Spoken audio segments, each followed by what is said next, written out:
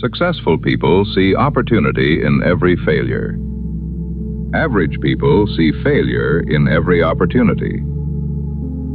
Both are right, but only one of them achieves the life they really want. Because losing is not just something that happens to you. It is something that reveals your character. It reveals how deeply your ego was attached to the outcome. It shows whether you were truly prepared or only hoping things would go your way.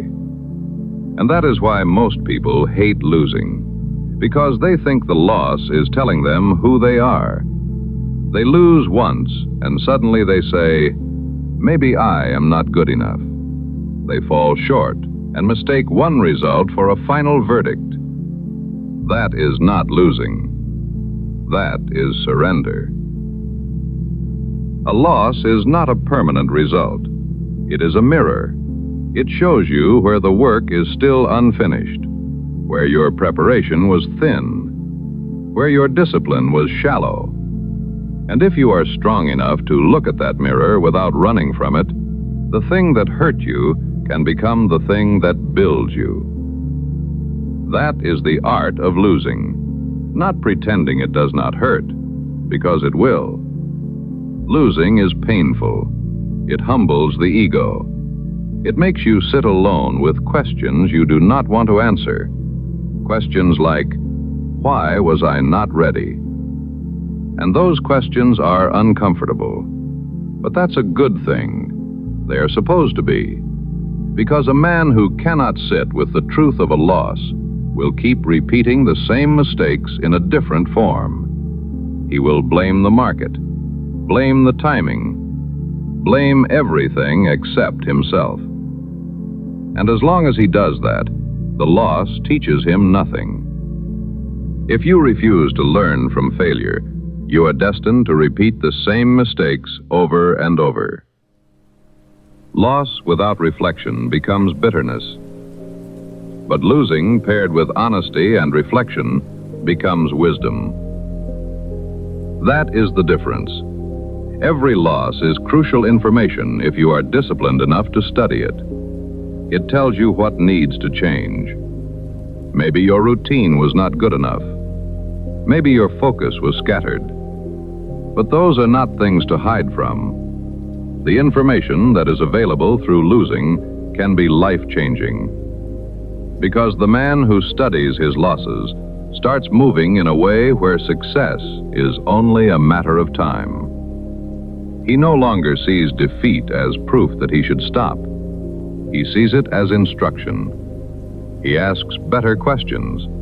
Questions like, what can I adjust? What habits are holding me back? Those questions alone separate those who win from those who only want to win. Those who only wanted to win collapse when encountered with loss. But those who win, when encountering loss, search for the lesson. They feel the pain, but they do not let it control their entire life. They use it. They take the humiliation, the disappointment, the frustration, and they turn it into preparation.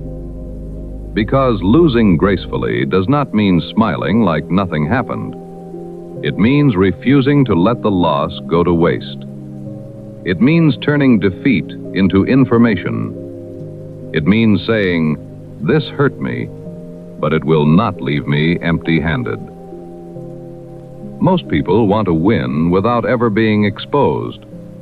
They want the reward without the risk, the title without the test. But if you never lose, you are probably not challenging yourself enough. If you never fail, you will never know what your limits are, and therefore can never push past them. And that is a dangerous way to live.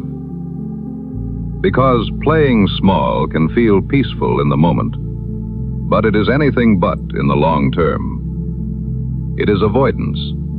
It protects you from embarrassment, but it also protects you from growth.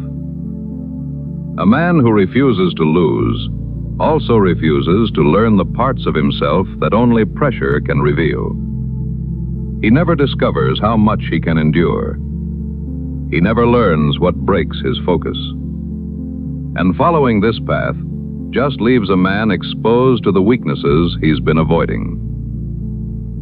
You cannot build real strength from comfort alone. You cannot achieve the life you want without risking failure. And life will make you lose sometimes. It always does. And when it happens, you will be tempted to call it the end. But almost all of the time, a loss is not the end of the road. Sometimes it is the road correcting you. Sometimes it is life removing the illusion that you were ready. You cannot always control the outcome. Understanding that is part of maturity. You may give your best and still lose. You may prepare well and still fall short. But that does not mean the work was meaningless. It means the outcome was never the only thing being built. In the process of losing, you also build your discipline, your attitude, your work ethic, your ability to handle loss and rejection. And those things are what you can control. Not always the result, but the preparation. That is why routine matters. When confidence is low, you trust the work. When motivation disappears, you trust the structure. When the loss is still fresh and your pride is still bleeding, you return to the simple things. You sleep right. You train again. You study the mistake. You adjust the plan. That is how a man rebuilds. Not with noise, not with speeches. He rebuilds with repetition, with quiet discipline, with the humility to admit he was not good enough before, and the hunger to become ready next time. This is why preparation matters so much. Because failing to prepare is preparing to fail. Preparation gives you something to stand on when the moment becomes heavy. It gives your confidence roots. It gives your mind evidence. And when pressure arrives, you do not have to search for strength you never trained. You already built it in private.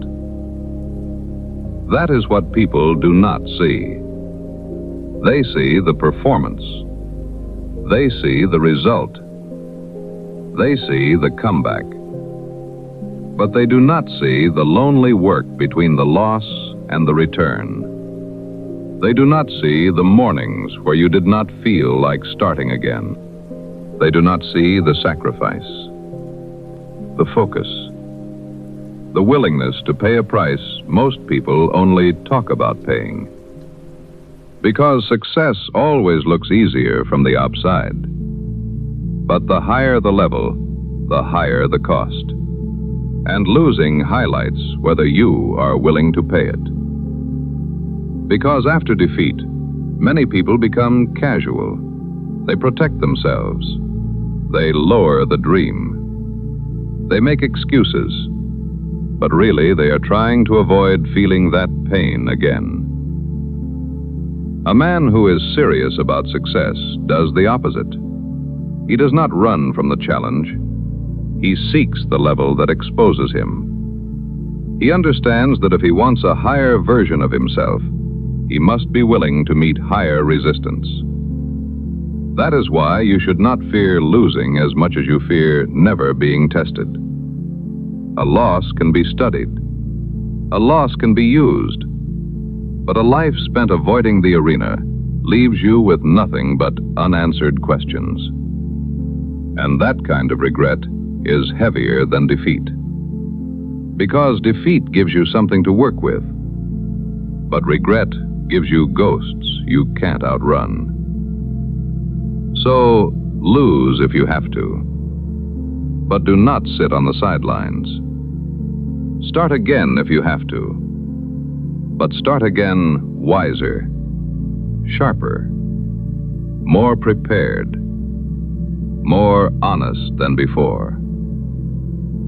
That is how champions are shaped, not because they never lose, but because they do not let one loss become their life story. They feel the loss. They study it. Then they return and move on. And when they return, they are not the same. Something has been burned away. The arrogance, the ego, the false belief that wanting to win was the same as being prepared to win. That is the gift hidden inside defeat. It can strip a man down to nothing, but this gives room for the new man to be born. And if what returns is discipline, humility, and faith in the process, then the loss did not destroy him. It refined him. The game is not finished until the final point, and you are not yet at that point. So stay calm. Keep fighting. Do not panic because one season went wrong. Do not abandon your mission because one attempt failed. Do not let a hard chapter convince you that the story is over. Storms end.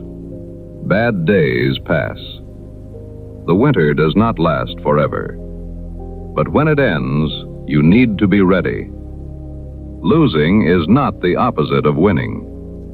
Losing is part of the road that teaches you how to win. So the next time you lose, do not rush to hate yourself. Do not rush to hide or make excuses. Sit with it. Study it. Let it tell you the truth. Then stand up and get back to work.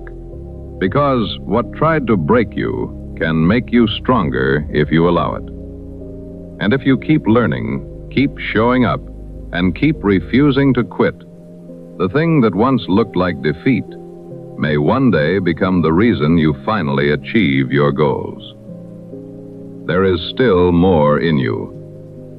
More discipline, more strength, more capacity than this loss has allowed you to see.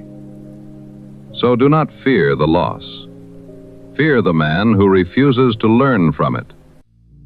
Fear becoming the man who is so afraid of falling that he stops climbing. Because the man who learns the art of losing learns something most people never understand. A loss can wound your pride, but if you let it teach you, it can build your future. And that is why the man who knows the art of losing becomes the man who is hardest to defeat.